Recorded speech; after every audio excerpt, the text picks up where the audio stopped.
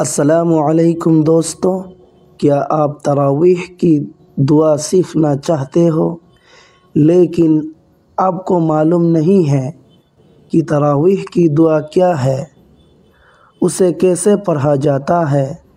تراویح کی دعا کیا ہے؟ رمضان مبارک میں تراویح کی نماز پڑھی جاتی ہے جو 20 رکعت ہوتی ہے، جس کو 2 رکعت کر کے پڑھا جاتا ہے، جس میں ہر 4 رکعت میں سلام پھرنے کے بعد دعا پڑھا جاتا ہے، اسے تراویح کی دعا کہتے ہیں۔